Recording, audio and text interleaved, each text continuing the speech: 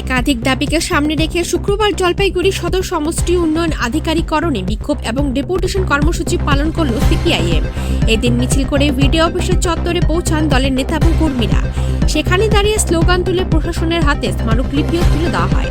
দাবিতে ছিল দ্রুত এসআইআর কাজ সম্পন্ন করে বৈধ ভোটারের নাম ভোটার তালিকাভুক্ত করা, পশুপালন এবং পশু নির্ভর কর্মক্ষেত্রকে ধ্বংস না করা, প্রাকৃতিক দুর্যোগে ক্ষতিগ্রস্তদের উপযুক্ত ক্ষতিপূরণ প্রদান এবং সীমান্তবর্তী এলাকায় জমি জরিপ এবং বেড়া দেওয়ার কাজ দ্রুত সম্পন্ন করা।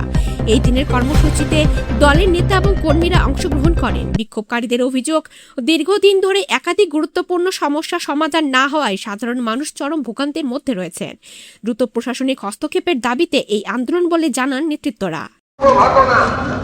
এসআইআর এর কাজ শেষ না করেই যারা নির্বাচন কমিশনের দায়িত্বে ছিলেন দুইজন মাথা, এরা সরকারের সাথে যুক্ত হয়ে গিয়েছে। 27 লক্ষ মানুষের নাম নেই, ভোটারের নাম নেই, বৈধ ভোটারের নাম নেই। জলপাইগুড়ি জেলায় 1,33,000 বৈধ ভোটারের নাম নেই। ফলে দ্রুত এই বৈধ ভোটারদের নাম তালিকাভুক্ত করতে হবে। এই দায়িত্ব নির্বাচন কমিশনকে, এই দায়িত্ব জেলা প্রশাসনকে, ব্লক প্রশাসনকে নিতে হবে। আমাদের দেশে কৃষির পরে জীবিকার প্রধান হচ্ছে পশুপালন করে জীবিকা নির্বাহ করে, এটা আপনারা জানেন। বলে আমাদের যা জনজাতিগত অবস্থান তার 60 থেকে 70% লোক তারা হচ্ছে পশুপালনটাকে জীবিকা হিসেবে, বিকল্প আয়ের ব্যবস্থা হিসেবে নিয়েছে। কিন্তু হঠাৎ করে কর্পোরেটের হাতে, বৃহৎ ব্যবসায়ীদের হাতে এই পশুপালনটাকে তুলে দেওয়ার জন্য কৃষি বিল এনেছিল, কৃষিটাকে কর্পোরেট হাতে তুলে দিবে, এবার পশুপালনটাকে তুলে দিবে হচ্ছে বৃহৎ ব্যবসায়ীদের হাতে। ফলে একটা নিষেধাজ্ঞা এনেছে, যার ফলে যারা ক্ষুদ্র মানুষ, যারা ক্ষুদ্র আয়ের মানুষ, স্বল্প আয়ের মানুষ, যারা পশুপালন করতেন তাদের উপরে আঘাত এনেছে। আমাদের কথা পরিষ্কার যে গ্রাম বাংলায় যে পশু চিকিৎসা কেন্দ্রগুলো রয়েছে সেটা খুলতে হবে। আর পশুপালনের ক্ষেত্রে সরকারি উদ্যোগে পশুপালনের আইনমতো যে ব্যবস্থা নেওয়ার সেটা নিতে হবে, কোনো বেআইনি ব্যবস্থা নেওয়া যাবে না।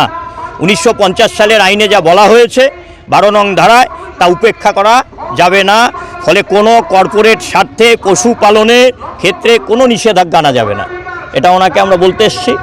আমাদের মানিকগঞ্জ এরিয়ায় এখন অনেক মানুষ আছে যারা হচ্ছে জমির যে জরিপের কাজ শেষ হয়নি, তারা তাদের খতিয়ান পাননি। 2011 পরে তৃণমূলের যারা মাফিয়া তারা অনেক মানুষকে ভিটাহারা করেছে, জমিহারা করেছে। 2011 পরে যেসব মাফিয়া, তৃণমূলের শাসক দলের মাফিয়া ভিটাছাড়া করেছে, জমিহারা করেছে। ফলে জমিহারা, ভিটাহারাদের পুনরায় ওই জমিতে আনতে হবে, এনে তাদের জরিপ করে দিতে হবে। আর সীমান্ত এলাকায় কাঁটাতারের বেড়া দেওয়া হবে, কিন্তু যার জমির উপর দিয়ে যাবে তাকে উপযুক্ত ক্ষতিপূরণটাও দিতে হবে।